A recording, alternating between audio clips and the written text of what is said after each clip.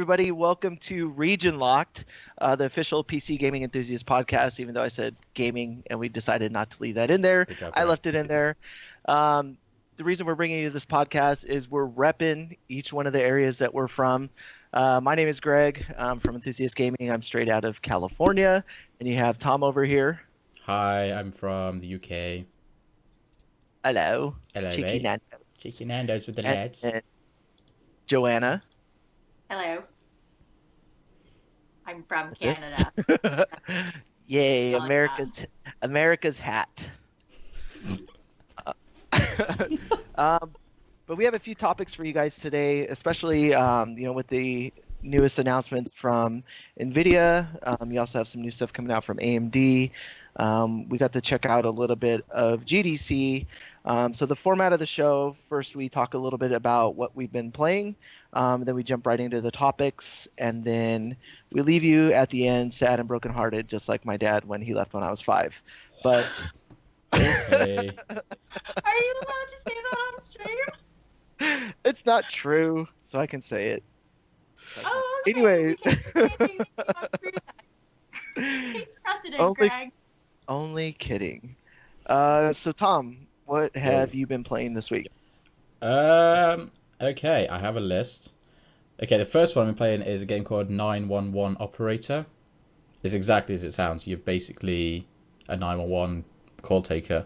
But the thing I really liked about this is you can actually choose whatever you want to play in the world. So I played in England, in Nottingham, as you Americans call it. So you take calls. What do you guys call it? Nottingham.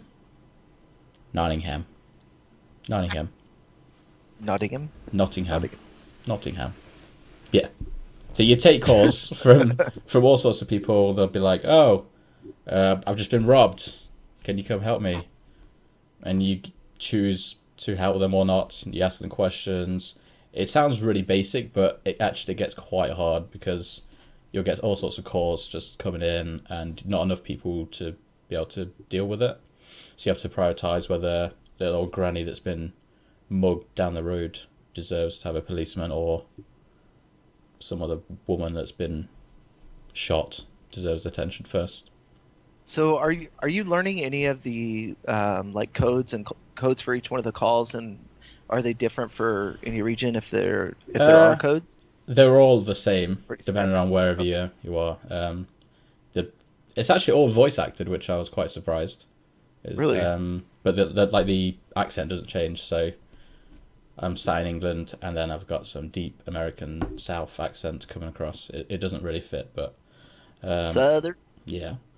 Yeah, it's really good. I'm quite addicted to it.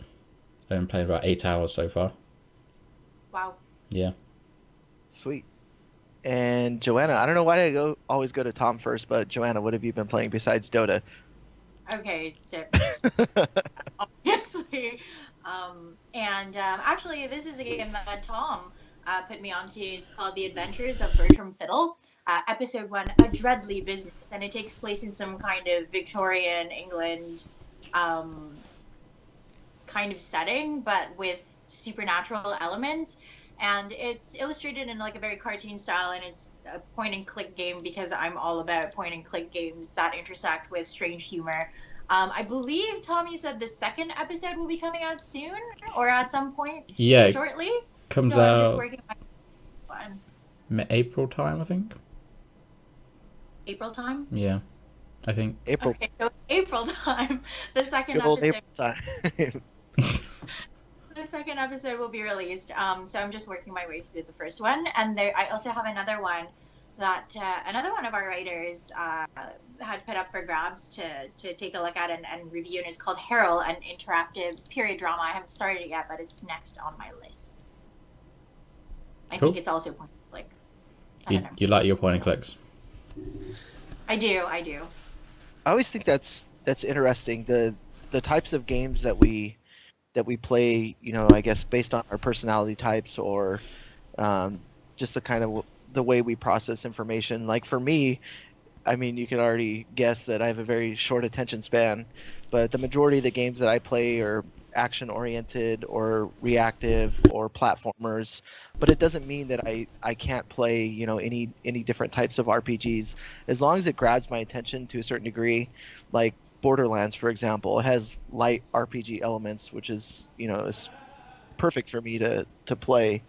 But if it's too like stat intensive, then it just immediately like check out. Hmm. Yeah, I don't. I guess the point and click, my love of the point and click genre was born in back in the day in 1994 when The Curse of Monkey Island came out. Oh, I know, it was such a long time ago. But The Curse of Monkey Island came out, and I would have been very young and watching my mother play it on PC. And ever since then, it's just that has been the genre for me. And I don't actually like the point and click when it's like Telltale. I think we discussed this a bit last week and touched on it. Telltale does a good point and click, but it's very like serious subject matter. It's very like, you know, Walking Dead series, Wolf Among Us, which is okay. The format is enjoyable, but I just don't gravitate towards that kind of story with that kind of gameplay. Have you played many of the Telltale games? I played all of the Wolf Among Us, the first season. I don't know if they're releasing a second one. It kind of seemed like they were with the way that it ended, but I haven't heard anything. And halfway through the first season of Walking Dead. That's the best one, I think. Have you played any, Greg? Never made it through it. I played the first season of The Walking Dead. I played The Wolf Among Us, and again, the same thing I guess goes for Borderlands. I played it enough to enjoy the first person experience, but to delve deeper into something that has conversation trees and I don't know, it just seemed kind of dry to me at that point, so I didn't really choose to play that. But and the Minecraft that's Oh not my God. thing. So yeah, so like completely veered away from that. But I mean, what I played, I enjoyed. I did I think one replay through and made different decisions, and I thought that was really interesting. And the way the Telltale crafts those types of games, I think is, you know, more power to them. You know, just not all for me, I guess. Mm-hmm. I think I have heard complaints as well, especially with the Batman series. One of our writers had put out an article saying that they were a bit disappointed that, as you mentioned, when making different decisions on a second playthrough, you would expect that it would lead to different results, but in reality, it was just giving you the illusion of choice. You would decide, oh, I want to play this way as opposed to this way, and go with these responses as opposed to the other responses, and still end up in the exact same place. So I think that was a point that I do remember when the last, I think, Batman installation had come out, that they were a bit frustrated about that. Yeah, I played the intro scene to the Batman one just because I thought it'd be something that my stepson would be interested in, and it was really action oriented, which I thought was cool.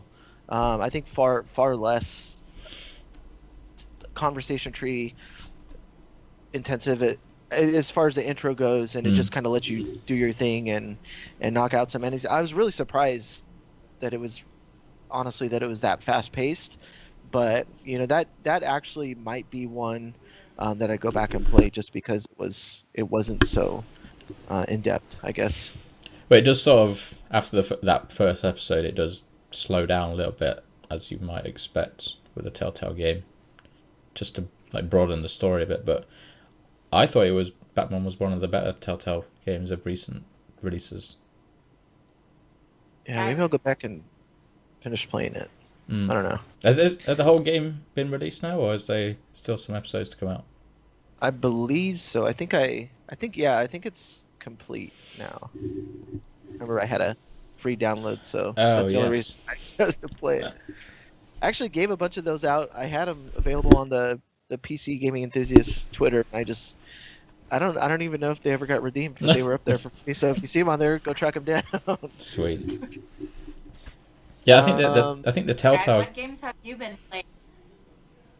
Oh, dang! Straight up cut Tom off. Wow, it's fine. No, Greg, what have you been playing? Okay, we'll keep things moving. So of course I purchased Rocket League on yet another platform. I now own it on PC, Xbox, PS4, and if it comes out on the Switch, I will buy it on the Switch. There's no doubt about that. But the reason I bought it was because another group of guys that I know um, have been playing on there. So it's cool that it's opened up on that many levels and that many different groups of friends that I can play with. Um, I got to check out GDC this week. I spent a little bit of time playing games, mostly doing the sales thing out on the floor there, but I got to play ukulele. And I will say that I had the most stupid grin on my face playing that game. It's just so charming. It's the animations are funny and kind of quirky, and even when you're um, you can roll around and to kind of move about the environment.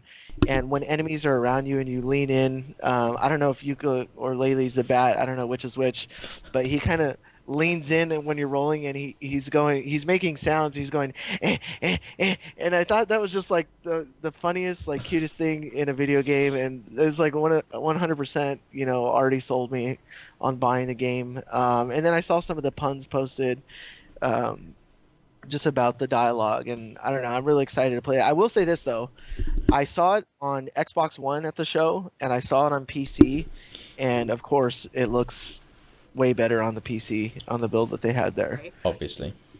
Yeah. And and just a quick preview too, I saw uh, one. It's a roguelike space sim type game, but I got to check that out too at the same booth. And the coolest part about it is, so it's I guess in a sense like No Man's Sky. You can build ships and go to these planets, but it's a little bit more different than that. They give you like a general layout of your ship, and you can add certain compartments. And in order to go down to the planet, you have to build a hangar, and then in order to have your ship in that hangar go down to the planets, you have to assign individuals to explore those planets. So, I mean, everything in the game is was designed with purpose, and the build I saw was only 10 months. 10 months in the development process, but there's first person elements to it. So for example, if you go down to a planet and you come back, you can actually bring back an infection with you, and those infections could be in the form of aliens. And if aliens come back on your ship, they start burrowing in the different compartments of your ship, and they actually start breeding and laying eggs. Oh no. And it's crazy like how much they thought of in this process. And so you have to exterminate them all, but when you kill them, you can collect biosamples, and then you can clone yourself with the new biosamples in mind, and you develop like this whole ship full of clones, and you can create bars in there. There's a social aspect to it, and people will congregate in the bars. And I just thought it was like, I was thinking that it was just going to be another space exploration sim, but I sat down for about like 15-20 minute demo. I was only supposed to be there 10 minutes and ended up staying that long just to talk about it a little bit more. But it's going to be published by Team 17. I forget the development studio behind it, but I plan on writing up a little bit more about it just because I thought it was like, and that's what I was talking about earlier, that games that have light RPG elements grab my attention when they're not too in depth, and you can kind of play it both ways. You can be the statistician and look at every single individual that you employ on your ship and give them different tasks and duties, but you can also play it in the survival roguelike alien adventure. And I don't know, I just thought it was really cool. What's sort of the roguelike mechanics in it? So if you like die, do you start all over again, or you progressively keep going? So when you die, you take the form of one of the clones that you built on your ship, and then you can assign weapons. And at certain points, you can lose your entire ship, and then you just start building a new one. Was that a sneeze, Joanna? Sorry, I'm experiencing a bit of lag, so it was like a mime sneeze. It was quiet. But no, it was a sneeze, and sorry for interrupting what you were saying. No, totally fine. but yeah, I usually play a little bit more at GDC and get to check out a few other games. Le Grand Legend is looking really good. Oh, I did play this one. Let me look it up real quick. I remember to take a picture of the. It was a fighting game that instead of power and health bars, you you cut off each other's limbs. What? So and yeah, and your limbs are assigned to the buttons. So like you have your left arm, your right arm, and then your left leg and your right leg. But as you lose your right leg, it gets cut off in battle. You can't push that button anymore. And you can pick up your limbs and throw them at your opponents. But the game was called Guts, but it was like blood spilling everywhere. There's there above your head there's a spinning blade that you can kick your opponent up into, and it cuts off like their arm or leg. And at the end, sometimes there's just nothing but a bloody torso, and like two torsos fighting until somebody's fully decapitated and dead. So I don't know. I thought that was a really fun game. Um, but yeah, let's switch gears, I guess, and jump into some of the topics that we had. So first on the list, we had the Nintendo. Just kidding. Uh, Ah, no. we Wow. talked we talked about the Switch plenty this week, and we even talked about it Okay. in our last episode. So the biggest thing that came, this was also in cooperation with GDC, was the announcement of the 1080 Ti. If we Yeah. didn't have enough video cards on the market and people weren't already excited about the 1080, the 1080 Ti was announced. I don't know if it was announced during GDC at GDC, but either of you want to cover the features? It's basically going to be the best graphics card on the market, right? Is it? Yeah, it's supposedly better than the Titan X, which was the best one currently. It's supposed to have more performance. I think they said 35% more performance than the Titan X. I thought it was 25. Even still, a Titan X, well, over here is about £1,000 for a Titan X, but these new cards are coming in at like £500, £600. Well, I do remember, was it last GDC maybe, that they did the same thing, that they announced the 980 Ti Mm. and Titan X during the show. I think so. But But anyways, it's not been yeah, what were it's not really been sorry, go long ahead. since just the 1080 came out. That was like Yeah. November, was it? No, And then they I got released after the fact that the 1060 and 1050 models, yeah. which I I mean, thought was I don't know kind why of an you would go for those models when the normal 1080 is so cheap anyway. how much is the 1080?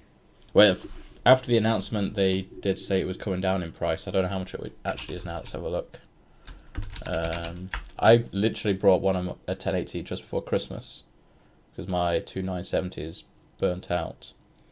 So a 1080 now in the UK is around about £480.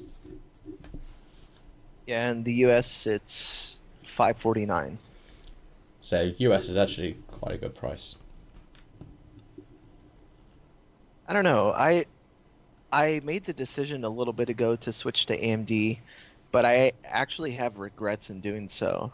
Hmm. My system runs extremely hot now, even with all the different Radeon functions for the Wattman and lowering and increasing fan speed, and it's still, sometimes when I'm playing on high power that it's just, I mean, I can feel the hot heat blowing all over the living room and it gets warm in here. But I think I will at some point switch back to Nvidia. I mean, I think the only reason you would go with AMD in the past is the price difference, right? Right. But now I see Nvidia sort of beating them at that, really.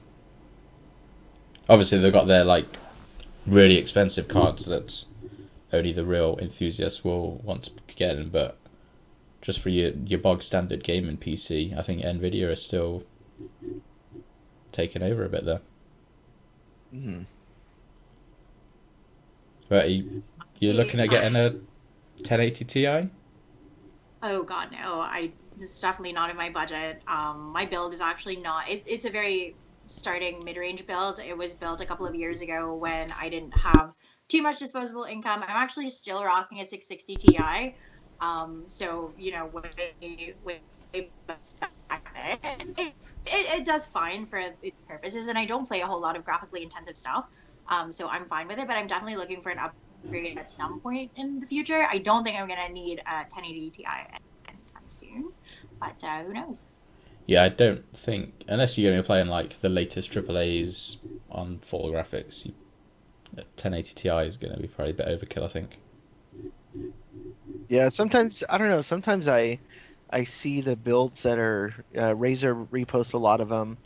Um, some people with triple monitors, dual monitors, and they had these extreme setups, and I'm like, where do they get the money to continuously build and rebuild and, buy two 1080 Ti's and or have them three stacked in their case, and I'm just like, That's so much money. Like, how are you coming up with this money to continue doing this?" Even for me, I had a 960, for the last couple of years, and it still did well on most games. Even I think Battlefield during the open beta, it could still play it at full settings.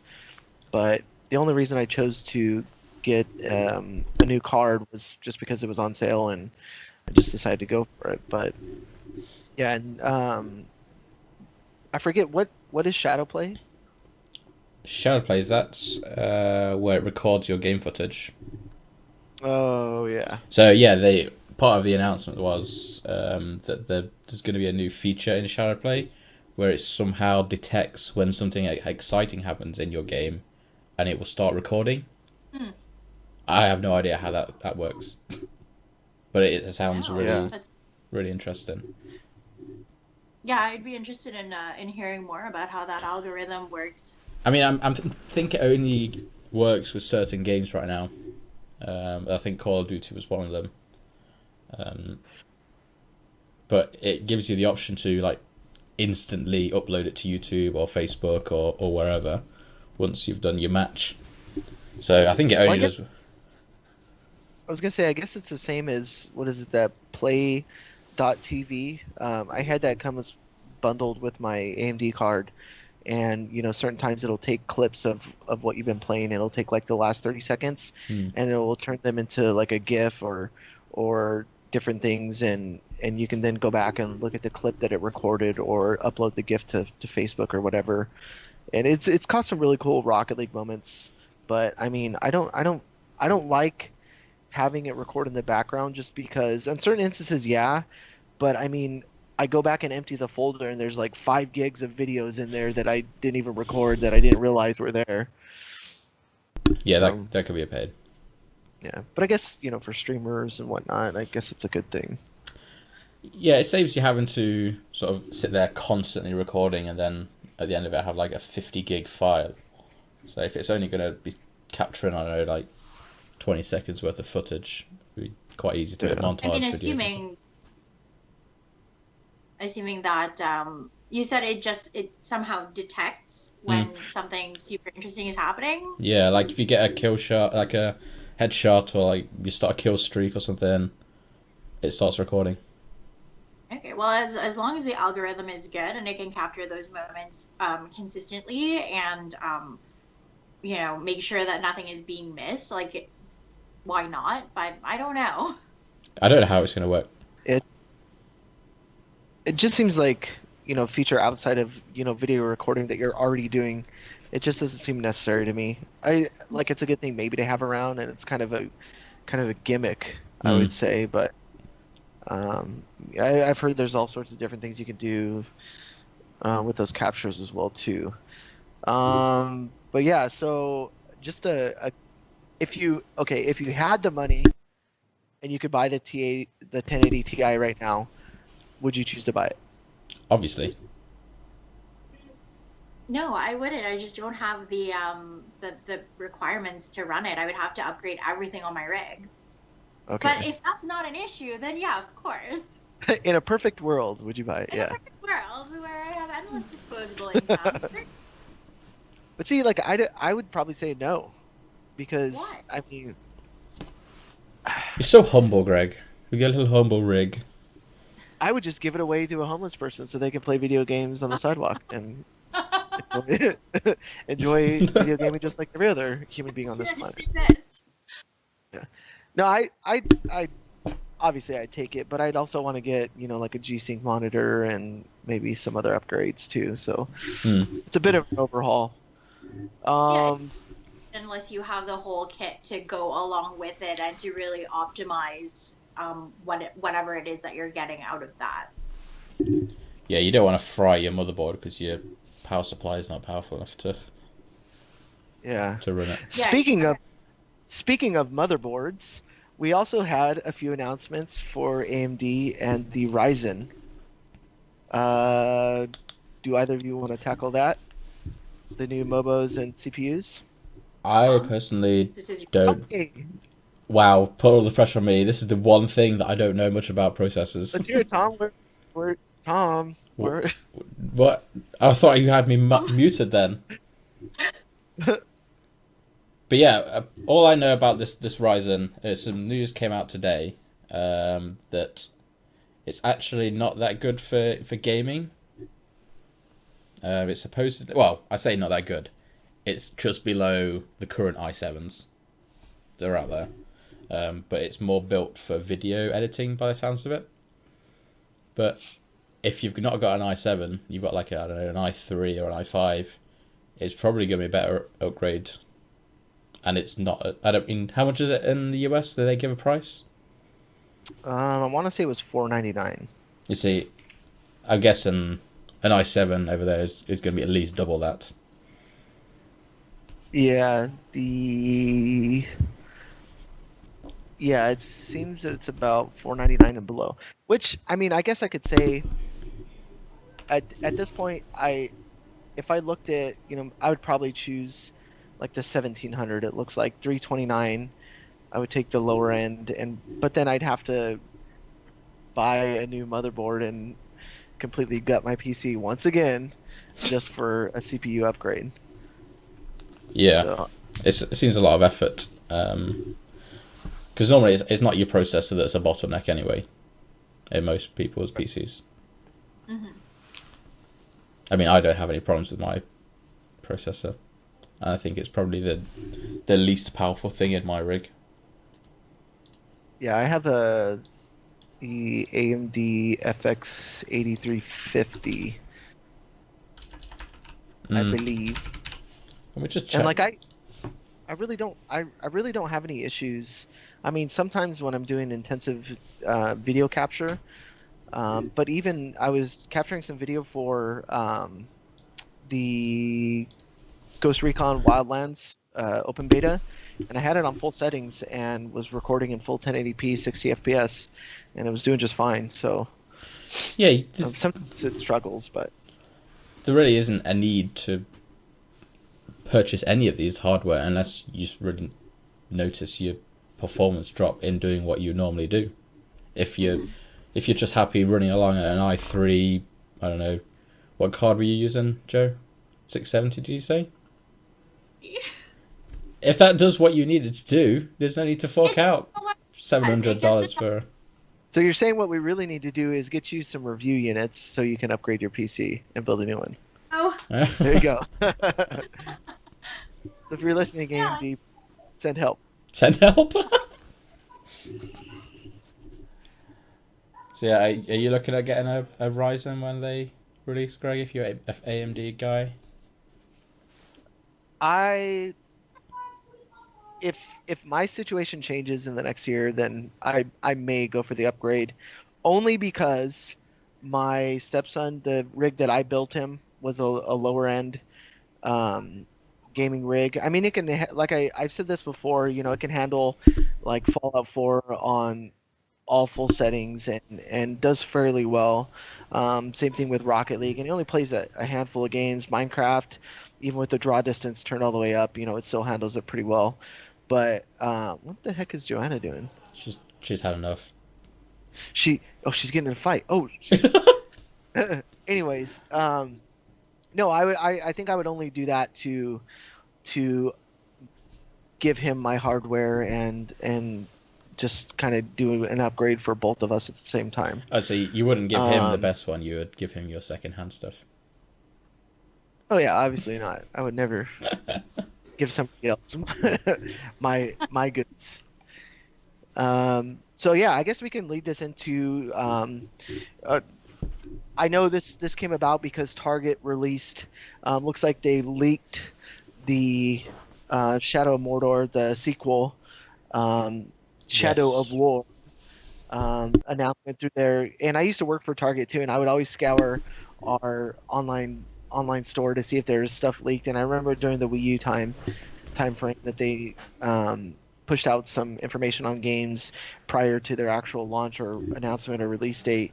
So they released the PC requirements for Shadow of War. I haven't actually checked them out. Are they intensive?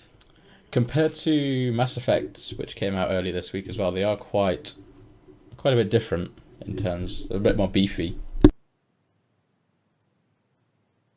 So Holy smokes!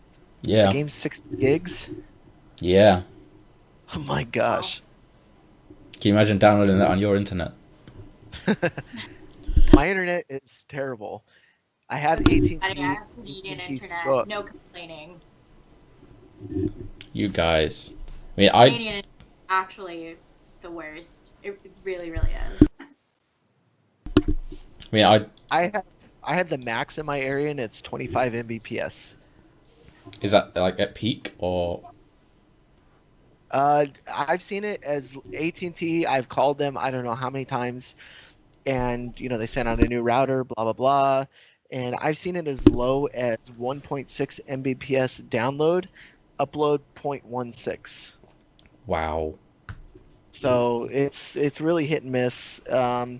Peak times. I mean, my apartment complex is really small, and I don't imagine anybody else using it. But I do notice at like 1 or 2 o'clock in the morning, like it's finally freed up, and I'm hitting about 24. Hmm.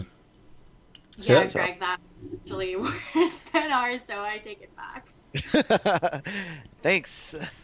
so that's going to be the problem when game sizes are going to get so much bigger that they're going to start hitting that wall where just people aren't going to have quick enough internet to download it in a reasonable amount of time. So I 60. always laughing at like streaming 4K. You can stream all this content from Netflix, and then you have data caps on your internet. You have slow internet speeds, and the bandwidth sucks. So it's like, I mean, all these things sound good and great, but the average consumer, unless you're living in San Francisco or LA, it's just not feasible. I mean, do you have data caps over there? So I have a 1 terabyte data cap on my internet, which I didn't know until this last year. Wow. We have That was no limits at all, which is good because over there in Nottingham. Nottingham, Not we get like 250 up and then 30 down. Sorry, Oh, go to hell, Tom! no, sorry, it's 30 up and 250 down. So Oh gosh. today when I purchased Ghost Recon Wildlands, I got to preload it, and I think that's 40 gig, and I did it in like 20 minutes. It's a bit different for when I was reviewing Gears of War a couple of months ago when that came out. I didn't have this internet then, and Gears of War I think was like 80 gigs. I had to leave my PC on an entire week just to friggin' download that thing. I do remember that. It was such a rush to get that thing out in time for the embargo. It was unbelievable. It was like I got to the day before, I was like, it's finally installed. Let's play it. But yeah, you need to get better internet. I'm surprised that, at least in California, doesn't have the best internet. California sucks on a lot of fronts. There's beaches, there's mountains, and there's a lot of crap in between. So, I'm guessing you live in one of those in-between areas, or well, I mean, even in the city, sometimes if you're in San Francisco, you lose signal just because of the buildings. Even GPS. I mean, now you can pre-download maps and stuff, but sometimes it'll say you're in one spot, then it'll move to another, and then you'll have no signal. And then even it's gotten better on like the show floor and GDC, but most times it's pretty spotty. Yeah, we have them in Toronto as well. In some areas of Toronto. I met some folks from Toronto this weekend. Some game Toronto. developers. Were they moose? Were they dressed up as Not mooses? Toronto. Who says that? They were says drinking Toronto. maple syrup, and they kept saying A and Hockey? Toronto. It's Toronto. Toronto. No. Toronto. Toronto. This is No, Spanish. that's Toronto. Anyway, Me dije Toronto. anyway, you racist people. Switching it up. So the Nintendo Switch came out this week. One thing I did want to say about this is I guess I was and wasn't surprised, that everybody was kind of playing nice. Mostly PlayStation and Xbox, to see them congratulate Nintendo on the new launch. I thought that was really cringy. I mean, yeah, I'm a who cares? cynic, and I would say definitely. I could see why Bethesda did it, because they have have some skin in the game. Same thing for Nvidia. I thought that was really cool that Nvidia did that, actually. That they, most times I don't think that, like, looking back on all the different consoles that have housed AMD APUs, like, I thought it was really different for Nvidia to, pretty boldly say, like, this is our hardware is inside of the Nvidia Switch, Nintendo Switch, and congratulate them. And here it is. And the same thing with Bethesda. They have the potential game coming out for the Switch. But yeah, it was kind of cringy to see PlayStation and Xbox. I don't know if they were trying to hit a certain fan base out there that I don't know. It's like you're looking to build your image and to be like, oh, hey, like, we're the really cool hip companies, and we're okay with Nintendo. Come back to the waters, welcome back. And you're just really trying to project this image of being like welcoming, because like that's the kind of attitude that people like to see in the companies that they support now. And it's really just like an attention grab. Like, they're trying to shift the focus away from the Nintendo Switch, because you take their launch and you make it about you, and you want to grab more consumers and make sure that you're really milking this for all it's worth.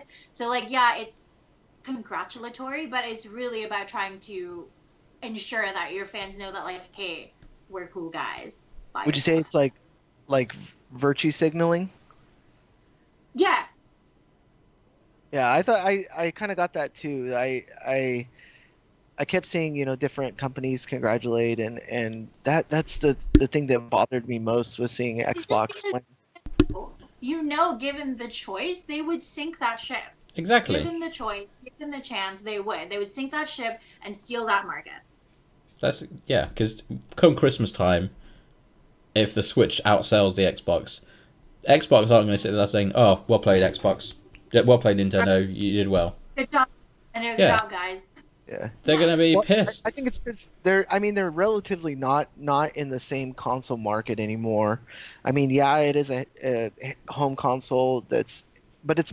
I mean, I don't care how many times people say it. Like, I'm still thinking that this is. I mean, the potential for it to be mostly handheld is there. You already have games that have a handheld only mode. I think they kind of combined their home console and their handheld, and now they're competing. I mean, they've basically taken over the market space, because PS Vita couldn't contend there. Then you had, I think it was Razer that released one that had the Shield. No, it had two like sticks on the side. I forget what.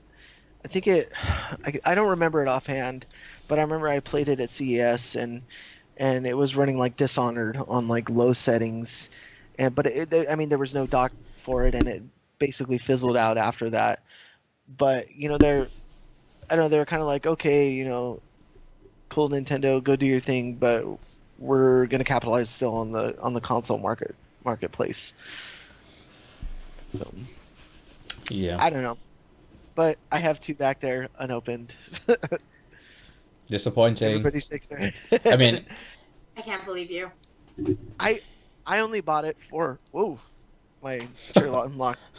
I only bought it for Zelda, and so my stepson and I could play Zelda together.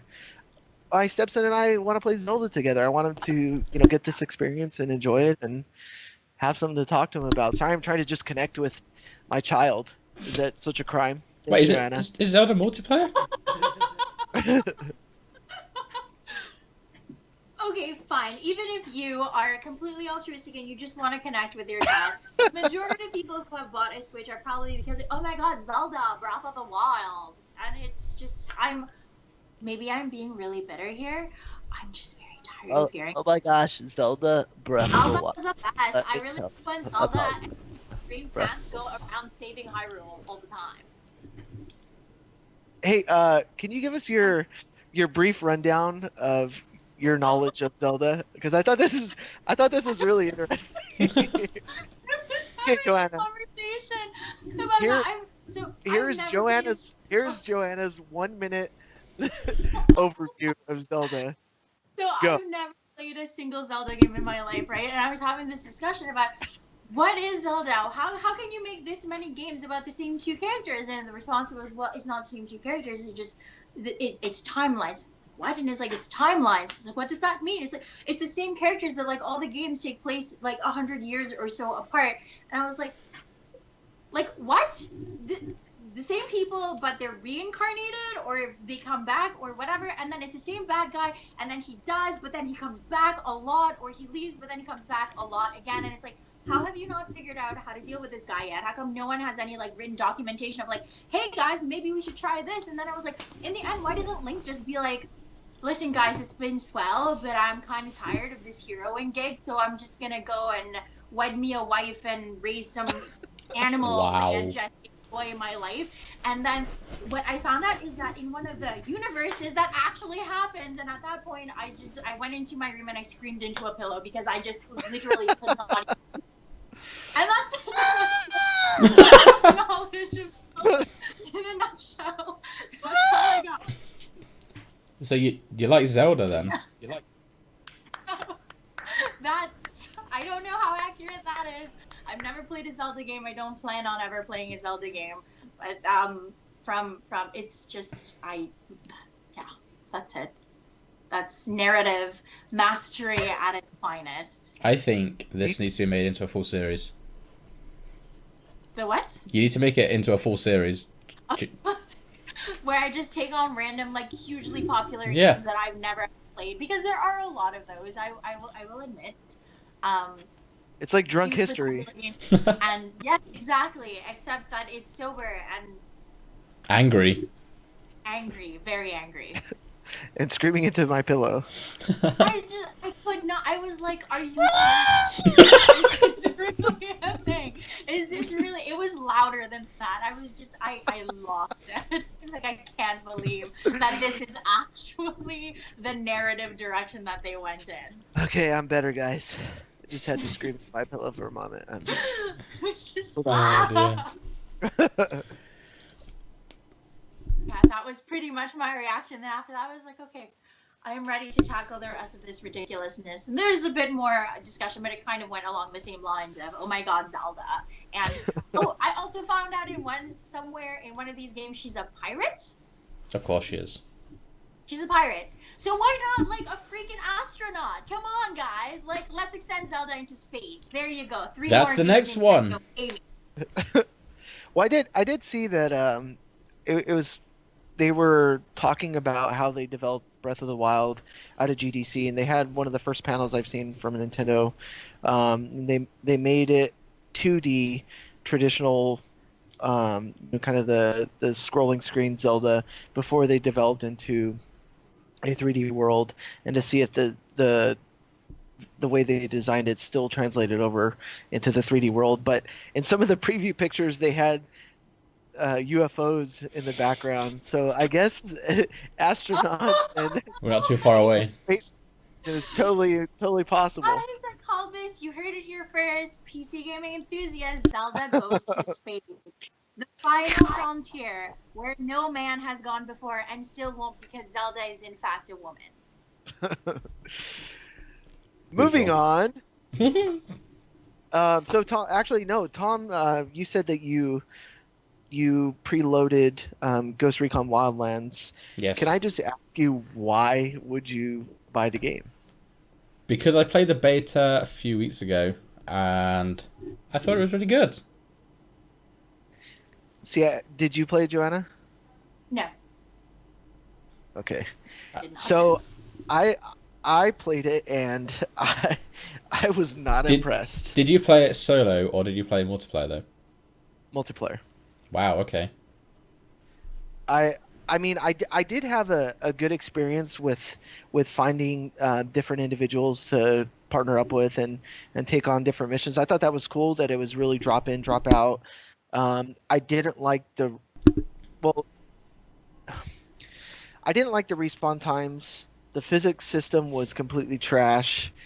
And I just saw a video today from Kotaku, their highlight reel, and I was just thinking like maybe okay, maybe this is only me experiencing this, but they had some video clips that people sent to them where they went in to take out one of the enemies and they dropped him on the floor like did like like sneak attack and grabbed him by the neck and slammed him in the floor and he pops back up and he does it 4 times and he still doesn't die or go down or incapacitate him. Perfect. And then this other video where this guy's arms like Stretch Armstrong shoot out and they're just like completely stretched across the entire screen. And then another one where this guy drives a Jeep into a bunch of flamingos and they die over and over again and the animation where they keep dying keeps going.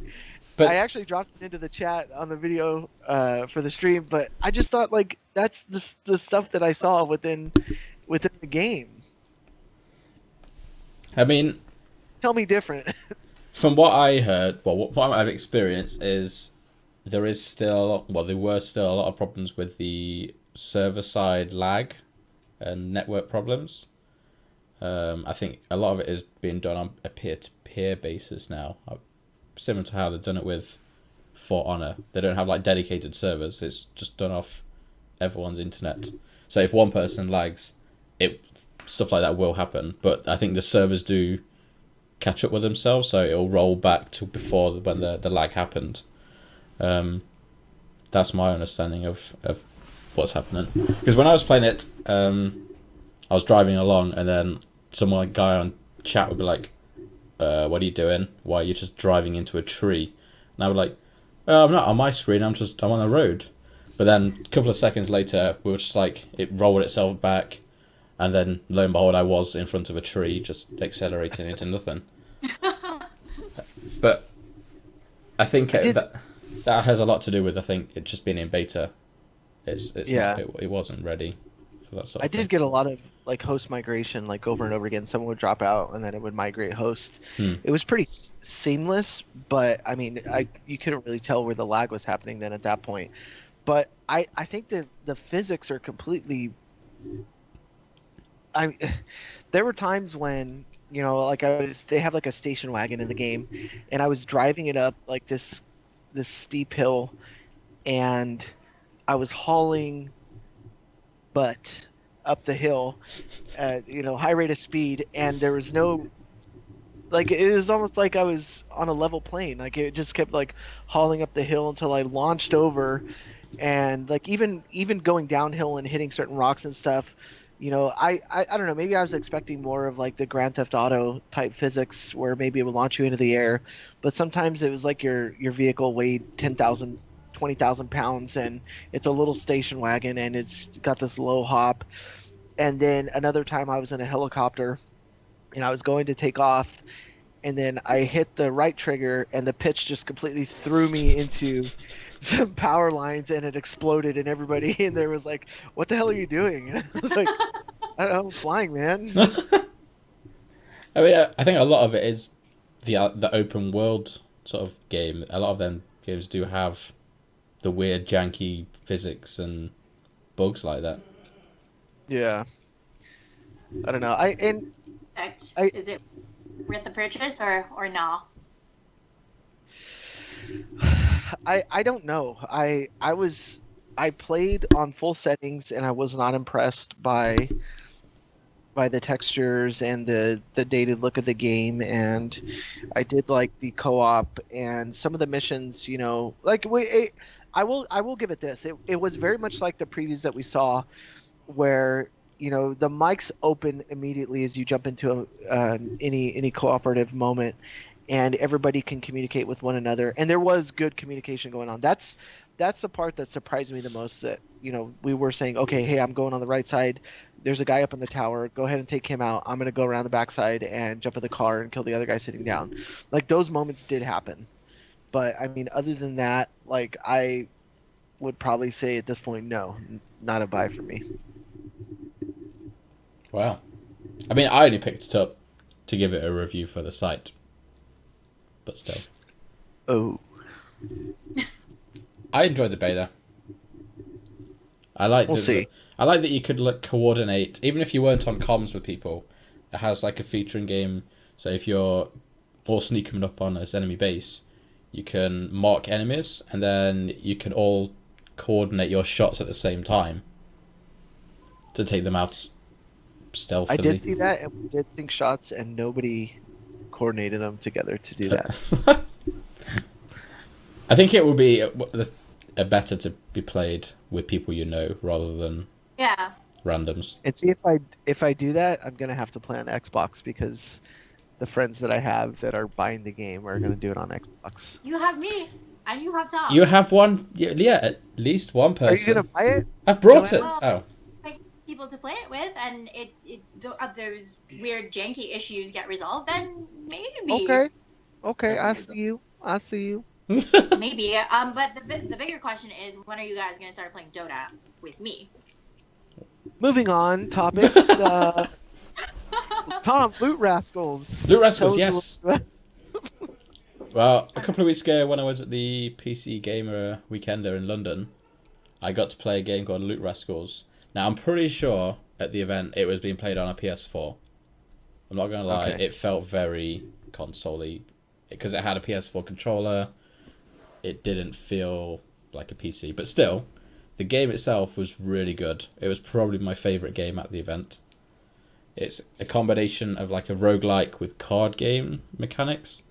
So you'll be going around a map and you'll run into sort of like enemies. And you don't sort of fight them in real time. It's done turn-based, but you don't have much control over it. So you'll just do a straight attack and it'll take that much off his health. There's nothing else to it really. But they drop cards as well. So these cards can either increase your attack or increase your defense. But some of them will also have... Well, the way you use the cards is you go into the menu and there's 2 rows of 5. And on one of the cards it'll say, if you place it in the top row on the 3rd column, you also gain +3 defense. So, but then when you get like 10 cards with all those sort of different requirements in them, it becomes its own sort of like mini game, which I really enjoyed doing, more than the actual game itself. Just being able to fit all these different combinations together. And I've been playing it a bit today. Well, I say a bit. It's about 9 hours so far. And it is really hard as well. It looks like a child's game with the art style. Yeah, I was just watching the trailer for it. It is so hard. There's 5 stages to get to. And I can only get to the 3rd stage right now. Just because of how... Are they procedurally generated? Don't want to say that they are, because when you start a game, you get like the biome code, so you can then share that with people for them to play on the same map. But a lot of it, well, it was a pretty high number. If there's that many maps in the game, I'd say a lot of it is going to be randomly generated. But Okay. The way I see this being get its longevity, if by some weird chance you do actually get to beat the 5 levels, they also have a daily challenge mode. So every day, everyone will play on the same map, and you'll get entered into like a leaderboard. So I did mine today, and because it's not officially out, there's like 13 people in the leaderboard, and I came first. That's the first time ever I've been on top of a leaderboard. But I really enjoy it. I don't know how much it's going to be on launch, but Okay. worth it. Well, cool. Yeah, I remember seeing this actually a while ago, and thought the art style was really different. But as soon as I saw that it was card based, and I just like checked out, and I was like, Yeah, I'm not a huge card based kind of person either. I feel like I ought to give it a fair shake, but I know myself well enough to know that that's not going to happen. I mean, the card based side of it, you can be as in depth as you want with it. You can just whack anything you want in there, and you'll do okay. But if you want to min max, get every possible stat out of it, then you can get quite in depth with it. That sounds way too much like math, and I did enough of that in engineering school, and I'm done with it for. I just like seeing the big numbers.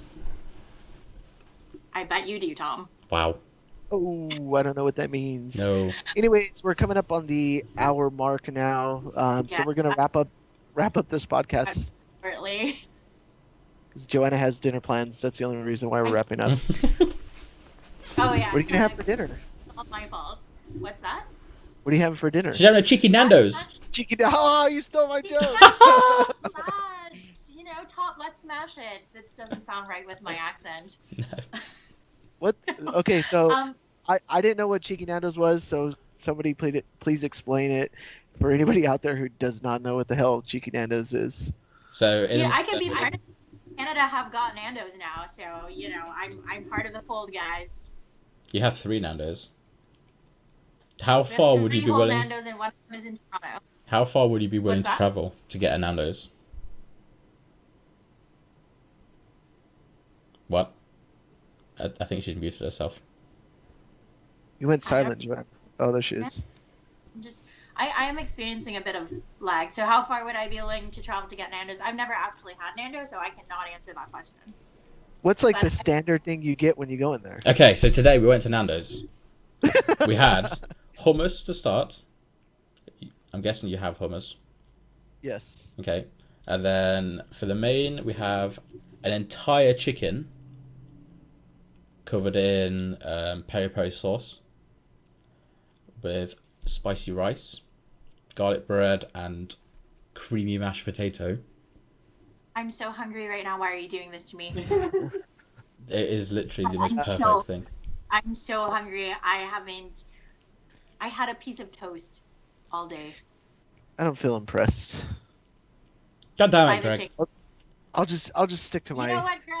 traditional Mexican I food. will go to the Nando's. I will eat the Nando's, and I will report back with my findings. See, it might not be like unique, like actual proper Nando's. It might be weird Canadian. Oh, whatever. Because you have some, your bacon is Whatever your weird, name so you is. might do your Nando's weird as well. Your Nando's weird. Whatever, dude. Weird Whatever. Nando's. I'm gonna go eat pho because I have had a craving for pho forever, and there are none close to my workplace, so I haven't had pho in months. I love pho. There's a What's- restaurant right around the corner from my house, Pho 2006, and Pho. it is the most delicious place ever. What's pho? I'm for real. What is pho? Go like some of that. Pho is like Vietnamese noodle soup. Oh, It's okay. We have Well, walk and you go. So you're not, whatever, Tom. I'm Everything they uncultured. say about British cuisine is true. It is true, yes. all right. Anyway. So I don't wrapping know. up. Thank you guys for checking us out. Please like and subscribe. Joanna, where can they find you You on the cannot. site? I am elusive mystery forever. You can find my reviews on enthusiast.gg, but that's about it. She's You're a really- loose cannon. Oh, you're a loose cannon. She's reviewing Zelda next week. No, Tom. I'm sorry, I cut you off a little bit, Joe. Where can they find you? Well, my reviews are on enthusiast.gg, and other than that, I'm just, unknowable. The elusive meerkat. The Tom, elusive- yeah. where can they find you? You can find me on Twitter at TeamTonReviews. I don't really... Well, I've started using Twitter a bit more lately. mainly just to annoy Greg. But Yay. yeah, you can also find my stuff on enthusiast.gg. I think, what's my username on there? I think it's just Thomas Olsen on there, so check me out. Yes, and you can find me on Twitter on my G-rated Twitter feed at enthusiast_Greg. I have another one, the unedited version of myself that I keep private, but I'll add you if I like you. You can also find me on enthusiast.gg. I think my byline now is just Greg Vargas. But I did want to invite everybody to check out our PAX coverage that's going to be coming up. So keep an eye out for that, for our PAX coverage and a little bit of GDC, and then rolling into E3, a long ways Woo! away, it's like, but we're getting there. But thank you guys for watching. Thank you guys for checking us out. Hopefully, we'll be back next weekend. Please do the same. Please like and subscribe. Let us know any feedback that you guys have. But thank you, everybody, for checking us out, and we'll see you next time. Late. Bye.